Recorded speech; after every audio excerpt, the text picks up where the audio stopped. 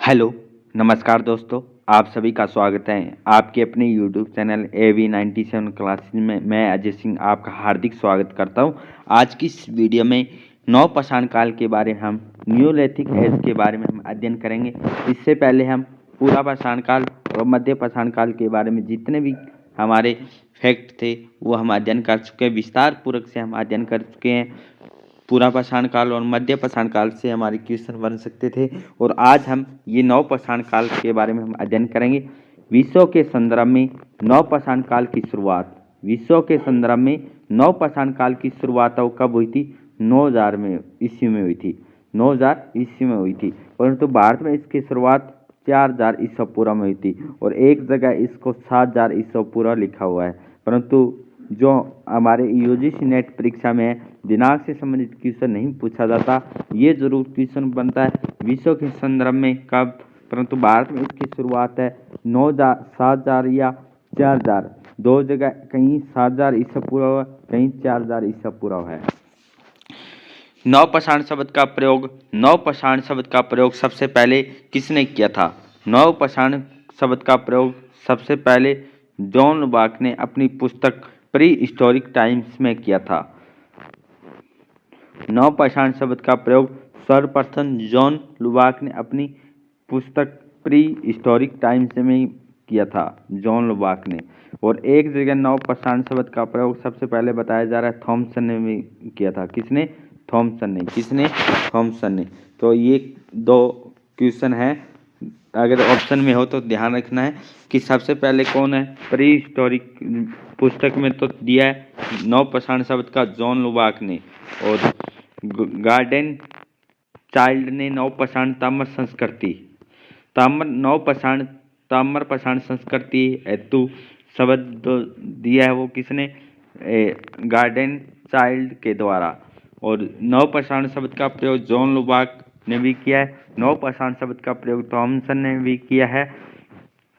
नवपाषाण संस्कृति हेतु अन्न उत्पादक संस्कृति और नवपाषाणिक क्रांति जैसे शब्दों का भी प्रयोग किया है। नवपाषाण शब्द का प्रयोग सर्वप्रथम जॉन लुबाक ने किया है और अपनी पुस्तक प्री हिस्टोरिक टाइम्स में भी किया है। गार्डन चाइल्ड ने नवपाषाण संस्कृति हेतु अन्न उत्पादक संस्कृति और नवपाषाणिक क्रांति जैसे शब्दों का भी प्रयोग किया है। मेहरगढ़। अब बात करते हैं नवपाषाण में स्थल है मेहरगढ़ के बारे में हम चर्चा करते हैं। इससे पहले जो हमारा क्वेश्चन बनने की उम्मीद है, सब विश्व के संदर्भ में कब हुई और भारत में इसकी शुरुआत कब हुई। नवपाषाण शब्द का प्रयोग किसके द्वारा किया गया और नवपाषाण ताम्रपाषाण संस्कृति शब्द का प्रयोग किसके द्वारा किया गया था। तो नवपाषाण शब्द है वो दिया जॉन लुबाक और थॉमसन। एक जगह थॉमसन भी लिखा है, एक जगह जॉन लुबाक भी लिखा हुआ है। दूसरा है गार्डन चाइल्ड नवपाषाण ताम्रपाषाण संस्कृति हेतु अन्न उत्पादक संस्कृति नवपाषाणिक क्रांति जैसे शब्दों का प्रयोग। नवपाषाणिक क्रांति शब्द अन्न उत्पादक संस्कृति ताम्रपाषाण संस्कृति शब्द का प्रयोग गार्डन चाइल्ड के द्वारा। अब बात करते हैं मेहरगढ़ है किस काल से संबंधित है? नवपाषाण काल से संबंधित है। कौन सा? मेहरगढ़। कहाँ इसके लोकेशन है? तो पाकिस्तान के बलूचिस्तान में मेहरगढ़ है। कोच्चि के मैदान में प्रवाहित होने वाली बोलन नदी के तट पर है। कौन सी नदी है? बोलन नदी के तट पर कोच्चि के मैदान में बलूचिस्तान प्रांत में पाकिस्तान में एक जगह है मेहरगढ़। यहाँ हमें नवपाषाण कालीन संस्कृति के एक मिले है। बात करते हैं बोलन नदी घाटी। इससे पहले हम जो उच्च पुरापाषाण काल के जो साक्ष्य है सबसे पहले वो हमें बोलन नदी घाटी से मिला है, और नवपाषाण कालीन भी बोलन नदी घाटी के पास है। बात करते हैं 1975 में जे फ्रांसिया जेरिज एक फ्रांसीसी पुरातत्वविद थे के अनुसार मेहरगढ़ की खोज एवं पुरातात्विक कार्य किए गए थे। मेहरगढ़ की खोज है फ्रांसीसी पुरातात्वविद थे, वो कौन थे? फ्रांसियो जेरिज। फ्रांसी है तो फ्रांसियो जेरिज 1975 में मेहरगढ़ की खोज की थी। और मेहरगढ़ कहाँ है? पाकिस्तान के बलूचिस्तान कोच्चि के मैदान बोलन नदी के तट पर है। विशेषता क्या है? मेहरगढ़ की। नवपाषाण काल है, कौन सा काल है? नवपाषाण काल। और हड़प्पा सभ्यता, दोनों संस्कृतियों के महत्वपूर्ण स्थल कहाँ है? हड़प्पा संस्कृति के भी नवपाषाण काल के जो स्थल है वो हमें मेहरगढ़ से मिले हैं। भारतीय उपमहाद्वीप में एक मेहरगढ़ है। जो प्राचीनतम नवपाषाणिक बस्ती मेहरगढ़ थी। प्राचीनतम नवपाषाणिक बस्ती कौन सी थी? मेहरगढ़ थी। भारतीय उपमहाद्वीप में जो मेहरगढ़ है प्राचीनतम नवपाषाणिक बस्तियों में से एक है। ये इसकी विशेषता है। मेहरगढ़ से हमें किसके है? नवपाषाण के साथ साथ हड़प्पा सभ्यता के भी स्थल है वो मिले हैं। जो मेहरगढ़ से कृषि और पशुपालन के साक्ष्य हमें मिलते हैं मेहरगढ़ से। और मेहरगढ़ क्या है? नवपाषाणकालीन स्थल है। गेहूं, जौ और अंगूर और कपास के साक्ष्य, गेहूं, जौ और अंगूर के जो साक्ष्य एविडेंस हमें मिलते हैं वो मेहरगढ़ से मिलते हैं। मेहरगढ़ का है पाकिस्तान की बलूचिस्तान में। कौन सी नदी है? बोलन नदी है। दक्षिण एशिया में गेहूं एवं जौ की खेती किए जाने के प्राचीनतम प्रमाण भी है। दक्षिण एशिया में भी गेहूं और जौ की खेती के जो साक्ष्य हमें मिले हैं। बात करें हम यहाँ से गेहूं, जौ, अंगूर और कपास के भी साक्ष्य, पशुपालन के भी साक्ष्य हमें मिलते हैं। भारतीय उपमहाद्वीप में हंसिया के प्रयोग के हंसिया का जो प्रयोग होता था वो भी हमें मेहरगढ़ से मिलता है। हंसिया है उसका प्रयोग कहाँ से मिलता है? मेहरगढ़ से। पशुपालन के साक्ष्य में मेहरगढ़ के, कृषि के साक्ष्य में मेहरगढ़ से। पहली बार कुम्हार के चाक पर तैयार मिट्टी के बर्तन, पहली बार कुम्हार के चाक पर तैयार किए गए मिट्टी के बर्तन भी हमें मेहरगढ़ से मिलते हैं। बात करें मेहरगढ़ से तो ये जो चाक है, पहिया है, ये कहाँ से मंगवाया जाता था? बात करें ये तो हमें नवपाषाण काल से हमें साक्ष्य मिले हैं। शस्यागार या अन्य घर का भी उदाहरण हमें प्राप्त होता है नवपाषाण काल में। कोच्चि के मैदान को क्या कहा जाता? कोच्चि के मैदान को रोटी की टोकरी कहा जाता, ब्रेड बास्केट। रोटी की टोकरी किसे कहा जाता? कोच्चि के मैदान को। मेहरगढ़ के प्राचीनतम स्तर का काल 7000 से 5000 ईसा पूर्व निर्धारित किया गया है। प्राचीनतम जो स्तर है 7000 ईसा पूर्व से 5000 ईसा पूर्व निर्धारित किया गया है। रोटी की टोकरी किसे कहा जाता? कोच्चि के मैदान को कहा जाता है। मिट्टी के बर्तन जो है कुम्हार साग का प्रयोग करता वो मेहरगढ़ से मिला है। गेहूं और जौ के साक्ष्य, पशुपालन के साक्ष्य में मेहरगढ़ से मिले हैं। मेहरगढ़ से प्राचीनतम बस्तियों के अवशेष, तांबे के प्रयोग, हस्तनिर्मित, हाथ से निर्मित केस सजा वाली स्त्री मूर्ति, हड्डियों से निर्मित सुआ की प्राप्ति भी हमें मेहरगढ़ से हुई है। मेहरगढ़ से कब्र से शव के पास बकरी का बच्चा, बर्तन पकाने के 3 विशाल भट्टियों के अवशेष, शंख के आभूषण, घरेलू पशुओं में कुब्बड़दार वृषभ, भेड़ और भैंस, बकरियां और सान पत्थर का साक्ष्य भी हमें मेहरगढ़ से मिलता है। यहाँ से प्राप्त कारीगर की कब्रें, चिकने पत्थर के कुठार भी हमें कहाँ से मिलते हैं? मेहरगढ़ से। मेहरगढ़ किस लिए इम्पोर्टेंट है? क्योंकि मेहरगढ़ से हमें नवपाषाणकालीन स्थल मिला है। बोलन नदी घाटी के पास था। खोज 1975 में हुई है, फ्रांसीसी और जेरिज ने की है। यहाँ से हमें पशुपालन और कृषि के साक्ष्य मिले हैं। और हंसिया का प्रयोग भी मेहरगढ़ से, कुम्हार का चाक का पहली बार मेहरगढ़ से मिला है। रोटी की टोकरी को कोच्चि के मैदान को कहा जाता है। तांबे का प्रयोग हमें मेहरगढ़ की प्राचीन बस्तियों से मिला है। फिर हमें केस सजा वाली स्त्री मिली है। मृण्मय मूर्ति, हड्डियों से निर्मित सुई और सुआ की प्राप्ति हमें मेहरगढ़ से। कब्र के पास बकरी भी है वो मेहरगढ़ से। बर्तन पकाने के 3 विशाल भट्टियां भी हमें मेहरगढ़ से मिली है। शंख के आभूषण मेहरगढ़ से मिले। घरेलू पशुओं कुब्बड़दार वृषभ, भेड़ और भैंस और बकरियां और सान पत्थर भी हमें कहाँ से मिले? मेहरगढ़ से मिले। कारीगर की कब्र, चिकने पत्थर के कुठार भी हमें मेहरगढ़ से मिले हैं। बात करें फ्लिंट, चमक के पत्थर, ज्योतिर्मय उपकरण, 16 छुरियां मिली हुई है हमें मेहरगढ़ से। यहाँ से कुल 4 प्रकार की गेहूं नामांकित मोहर प्राप्त हुई है मेहरगढ़ से। मेहरगढ़ से पहले कपास का उत्पादन विश्व में कभी नहीं मिलता। मेहरगढ़ से पहले कपास का उत्पादन विश्व में कहीं नहीं मिलता। तो कपास का जो उत्पादन का साक्ष्य में कहाँ मिलते हैं? मेहरगढ़ से मिलते हैं। मेहरगढ़ एक विशेष प्राचीन स्थल माना गया है। मेहरगढ़ के लोग कच्चे ईंटों के आयताकार मकानों में रहते थे। कैसे घर थे? आयताकार थे। लोग अन्नों के भंडार के लिए अलग अलग व्यवस्था करते थे। कुल मिलाकर यहाँ कृषि जीव, स्थायी समाज, स्थायी बस्तियों के अवशेष हमें मेहरगढ़ से मिलते हैं। इतिहासकारों का मानना है कि हड़प्पा वासियों ने गेहूं, जौ, कपास उपजाने की तकनीक मेहरगढ़ के पूर्वजों से लिए है। मेहरगढ़ के पूर्वजों से लिए हड़प्पा वासियों ने। स्वात घाटी के प्रमुख नौपाषाणिक स्थल। स्वात घाटी के प्रमुख नौपाषाणिक स्थल कौन से? लोयबन, अलीग्राम आदि है। स्वात घाटी के नौपाषाणिक स्थल कौन से? लोयबन और अलीग्राम है। लोयबन से धान मिला है। लोयबन से धान, दाल, मटर के साथ अंगूर के बीज गृत गृह मतलब खड्डे वाले गृह के साक्ष्य मिले हैं। स्वात घाटी के स्थल में विविध प्रकार के शव दफनाए जाने वाली प्रथा के कारण प्रसिद्ध है। बात करते हैं कवेटा। कवेटा घाटी, यहाँ गुल किले, गुल मोहम्मद और दब सादात प्रमुख स्थल है। कवेटा घाटी में किले गुल मोहम्मद और दम सादात प्रमुख स्थल है। यहाँ से कच्ची बेग मृत भांडों की प्राप्ति भी हुई है। क्लात पठार में स्थित अंजीरा और स्याही दम से टोकाऊ मृत भांडों की प्राप्ति भी हुई है। अफगानिस्तान में स्थित मुंडी काक से कुब्बड़दार बैल की मृण्मय मूर्ति मिली है। सिंधु की सहायक गोमल नदी घाटी में डेरा इस्लाम खान, गुमला और रमना डेयरी स्थल है। गुमला में से विशाल सामुदायिक चूल्हे भी मिले हैं। दक्षिणी बलूचिस्तान में स्थित नाल से एक बच्चे की कच्ची ईंटों से बनाए गए कक्ष में दफनाया गया है।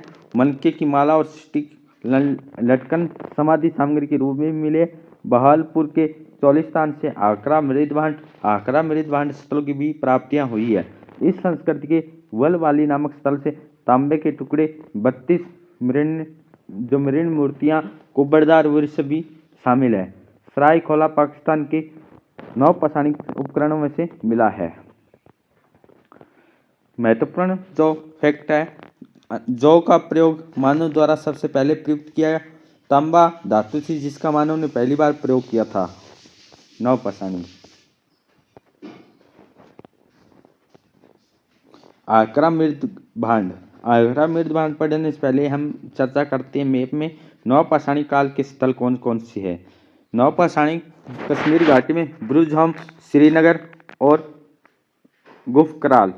श्रीनगर के उत्तर में बुरुजहम और दक्षिण में कौन सा है? वह है गुफकराल। और जो अफगानिस्तान पाकिस्तान के जो क्षेत्र है यहाँ गलीगाय, सरायखोला और इस्लामाबाद। मेहरगढ़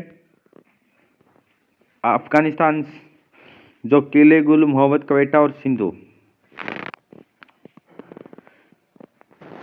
यूपी में कोलीवाड़ा, चिरांद बिहार में, महाद्या उत्तर प्रदेश, पटना बिहार में,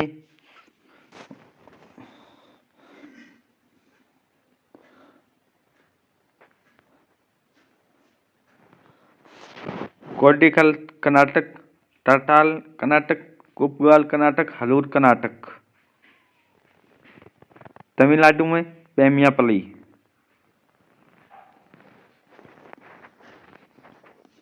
आकरा मृद भांड, इनकी प्राप्ति गग्गर आकरा घाटी के बाहर हुई है। पाकिस्तान के पंजाब में स्थित जलीलपुर, हड़प्पा तथा हरियाणा के कुणाल व बिल्डाना से मृद भांड मिले हैं। नौपाषाणिक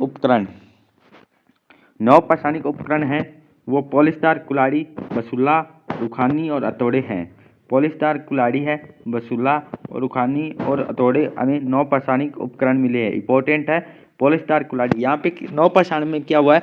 पॉलिशदार औजार हमें मिले हैं, चिकने औजार हमें मिले हैं। ये जो है पहले की जो काल है उनसे अलग है और चिकने औजार मिले हैं और पॉलिशदार मिले हैं। सबसे अधिक नौपाषाणिक उपकरण पॉलिशदार पत्थर की कुल्हाड़ी है। पत्थरों से पॉलिश करने की शुरुआत होती है नवपाषाण काल में। 1842 में कर्नाटक के मैसूर में लिंगसुगूर में नवपाषाणिक उपकरण मिले। कर्नाटक के मैसूर के कौन सा? लिंगसुगूर में नवपाषाणिक उपकरण मिले 1842 में। भारत में प्रथम उपकरण नवपाषाण युग का भारत में प्रथम उपकरण नवपाषाण युग का 1842 में कर्नाटक के मैसूर लिंगसुगूर में मिला है। 1860 में ले मैसूरिये ने उत्तर प्रदेश के इलाहाबाद जिले में टोंस नदी की घाटी में नवपाषाणी काल के पॉलिशदार सेल्ट प्राप्त किए हैं। 1860 में किसने? ले मैसूरिये ने। का उत्तर प्रदेश के इलाहाबाद जिले में टोंस नदी की घाटी में पॉलिस्टार सेल्ट प्राप्त किए हैं। 1842 में किसने कर्नाटक के मैसूर में लिंगसूर से नौपाषाणिक उपकरण मिले हैं। 1856 की बात करें तो लेमसूरिये जो है न्यागुड़ी से तरट की तिरंगर प्राप्त कर चुके। 1947 में ब्रह्मगिरी से चमकीली पाषाण कुल्हाड़ी भी प्राप्त हुई है। ब्रह्मगिरी से चमकीली पाषाण कुल्हाड़ी 1947 में। 1856 में लेमसूरिये मध्य प्रदेश के न्यागुड़ी से हमें तरट की तिरंगर प्राप्त कर चुके हैं। और 1860 में जो है लेमसूरिये ने उत्तर प्रदेश के इलाहाबाद से टोंस नदी की घाटी में नवपाषाण के पॉलिस्टार सेल्ट प्राप्त किए गए। 1842 में मैसूर के लिंगसूर से नौपाषाणिक उपकरण मिले हैं। विस्तार कहाँ था? बात करें विस्तार की, इसका जो विस्तार है उत्तरी क्षेत्र में लद्दाख के गियाक से नौपाषाणिक बस्तियां प्राप्त हुई है, परंतु इसी के समीप कियारी थी। जम्मू कश्मीर में झेलम की घाटी में स्थित नौपाषाणिक ब्रुजहम, गुफकराल, मार्तंड प्रमुख नौपाषाणिक स्थल ये कहाँ से? कश्मीर घाटी में। कश्मीर के अन्य नौपाषाणिक स्थल है हरिपरी गोम, जयदेवी उदर, औलचीबाग, पामपुर, दामोदर। दामोदर कहाँ है? कश्मीर में है। कश्मीर के सभी नवपाषाणिक स्थल करेवा पर स्थित है। आवासीय गड्ढे, फसल काटने हेतु पत्थर के यंत्र और जानवरों के लिए अलग अलग कब्रें कश्मीर के नवपाषाणिक काल की विशेषताएं। ब्रुजहम कहाँ है? कश्मीर में।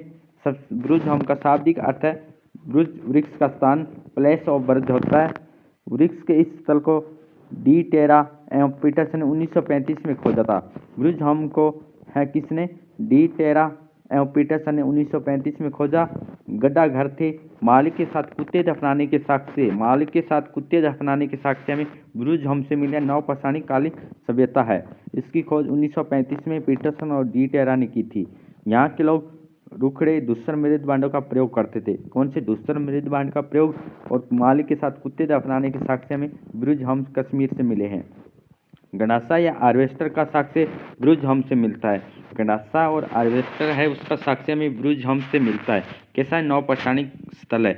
एक प्राप्त यहाँ से एक गड़े पर सींग वाला देवता, सींग वाला देवता भी हमें ब्रुजहम कश्मीर से मिलता है। नौपाषाणिक स्थल है। कोटदी जी के प्राक हड़प्पा चरण भी लोकप्रिय है। ब्रुजहम के नवपाषाणिक लोगों ने इस सिंधु क्षेत्र के लोगों से संपर्क किया है। तो ब्रुजहम कुत्ते दफनाने, मालिक के साथ, और रुखड़े धूसर मृद बांड का प्रयोग, गंडासा हार्वेस्टर का प्रयोग, गड़े पर सींग वाले देवता के चित्र हमें ब्रुजहम से मिलते हैं। गुफकराल है इसकी खुदाई एक के शर्मा ने की थी। किसने? एक के शर्मा ने। परंतु ब्रुजहम की डी टेरा पीटरसन ने। एक के शर्मा ने की थी। गुफकराल का शाब्दिक अर्थ है कुम्हार की गुफा। यहाँ से तांबे की एक हेयर पिन मिली है। तांबे की एक हेयर पिन गुफकराल से मिली है, जिसकी खोज आई के शर्मा ने की है। इसका अर्थ होता है कुम्हार की गुहा या गुफा। ऐसी पिन हड़प्पा स्थल चंदूदड़ो से भी मिली है। जैसे गुफकराल से मिली है, ऐसी कैसे हड़प्पा स्थल चंदूदड़ो है यहाँ से मिली है। यहाँ से प्राप्त हड्डी की सुइयों से प्रकट होता है कि लोग वस्त्र सिलाई का कार्य करते हैं। सिलबट्टों से अनाज पीसने का साक्ष्य भी मिला है। गुफकराल से गेहूं, जौ, दाल के अवशेष, धूसर, श्यामवनी, रक्तवनी आदि चाक निर्मित मृदभांड, दरी की छाप वाले हाथों से निर्मित मृदभांड, ईसिया, तकली, तिरांगर, छिद्र वाली सुइयां भी मिली है। ब्रुजहम और गुफकराल नवपाषाणिक, मृतपाषाणिक और ऐतिहासिक तीनों कालों से संबंधित है। हिमाचल प्रदेश के कांगड़ा के रोर, बरौली और देहरी गोपीपुरा नवपाषाणिक हस्तकुठार मिले हैं। उत्तर पश्चिमी क्षेत्र कौन सा? उत्तर पश्चिमी क्षेत्र में पाकिस्तान के बलूचिस्तान प्रांत में मेहरगढ़। उत्तर पश्चिम में मेहरगढ़, किलेगुल मोहम्मद स्वात घाटी में स्थित गलीगई, लोबनार, पाकिस्तान में सरायखोला नवपाषाण काल के उपकरण है। मध्यवर्ती में इलाहाबाद के बेलन घाटी में स्थित कोलिडवा, महागढ़ा, पंचो, बेलन की सहायक अधवा की घाटी, इंदारी नवपाषाणिक स्थल है। मध्य प्रदेश की सोन घाटी में कुंजुन लहनिया नामक पुरा स्थल है। कोलिडवा है बेलन नदी घाटी पर देवघाट के निकट कोल्हिवा में है। नवपाषाण, ताम्रपाषाण और ऐतिहासिक लौह काल के समृद्ध स्थल भी है। ऐतिहासिक काल को क्या कहा जाता है? लौह काल। धान की खेती किए जाने के प्रमाण हमें यही इस स्थल से मिलते हैं। चावल और जली हुई धान की बालियां भी कोल्हिवा है यहाँ से मिली है। धान की अरोजा शाइस्ता किस्में भी हमें यहाँ से मिली है। कोल्हिवा की विशेषता डोरी छाप मृदबांड का मिलना। कोल्हिवा का जो शासनकाल काल है 6000 ईसा पूर्व है। महगढ़ा, यहाँ से पशुओं का बाड़ा मिला है। गौशाला, साव के दाने और जरबरे की गुंठलियाँ, 20 से 28 झोंपड़ियाँ ये हमें मिली हैं। नेक्स्ट पॉइंट हमारा है चौपानी मांडो। कौन से? चौपानी मांडो। चौपानी मांडो से हमें पूरा पाषाण काल के, नवपाषाण काल के तीनों चरणों का अनुक्रम देखा गया है। मध्य गंगा घाटी। मध्य गंगा घाटी में स्थित बिहार के चिरान, सेनुवार, मनेर, ताराडीह, छेत्तर, कुतुबपुर नवपाषाणिक और ताम्रपाषाणिक स्थल है। चिरान सारण जिले में स्थित है। कहाँ है? बिहार में। 4 नदियाँ गंगा, सोन, गंडक, घाघरा के संगम पर स्थित है चिरान नवपाषाणिक और ताम्रपाषाणिक दोनों युगों से संबंधित है। हड्डियों के बने उपकरण मिले हैं। हिरन के सींग से निर्मित है। चिरान से बस्तियों के साक्ष्य तो मिलते हैं। यहाँ के लोग धान, मसूर, मूंग, गेहूँ एवं जौ की भी खेती करते हैं। चिरान से मृण मूर्तियाँ भी मिली है। कुबड़ वाले बैल, नाग, चिड़िया, यहाँ से मिट्टी की चूड़ियाँ तो मिली है। साथ ही हाथी दांत की हड्डियों की बनी चूड़ियाँ भी मिली है। छिद्रदार नाल, संबत, हुक्का, जौ और तारडीह से बीत के बने घर, अंगीठी के अवशेष भी हमें मिले हैं। मध्य पूर्व क्षेत्र झारखंड के सिंहभूमि जिले में स्थित ब्रूडिया था। ओडिशा में मयूरभंज जिले में स्थित कुचोई, बेदीपुर, सुलभडीह, गोलबसाई शासन प्रमुख नवपाषाणिक स्थल है। बेदीपुर में चावल था। गोलबई शासन से स्तंभ, गर्तों एवं मानवीय मृण मूर्तियों के साक्ष्य मिलते हैं। उड़ीसा के लेखा मोड़ा की गुफा से मध्य पाषाण और नवपाषाण के मानव के विकास के भी प्रमाण हमें मिलते हैं। पूर्वोत्तर भारत में हमें 1867 में जॉन बाक ने असम की ब्रह्मपुत्र नदी घाटी में नवपाषाणिक उपकरणों की खोज की है। पूर्वोत्तर भारत में 1867 में जॉन बाक ने असम की ब्रह्मपुत्र नदी घाटी में नवपाषाणिक उपकरणों की खोज की है। प्रमुख स्थल है पूर्वोत्तर भारत के दार्जिलिंग, हैडिंग, सरतरू, मरकडोला। महत्वपूर्ण झूम कृषि की प्रथा यहाँ पर नवपाषाण काल से प्रचलित है। गुवाहाटी के अंबारी, मेघालय के सेलबगिरी और सूक्ष्म पाषाण था। पंथोर लागथेन से यहाँ एक नवपाषाणिक बस्ती का साक्ष्य मिले। मणिपुर के नवाबसिकता, पूर्वोत्तर के कनाई गांव, डिब्रूगढ़ से भी नवपाषाणिक स्थल 6ठी शताब्दी तक माना जाता है। ये हमारे नवपाषाणिक स्थल थे।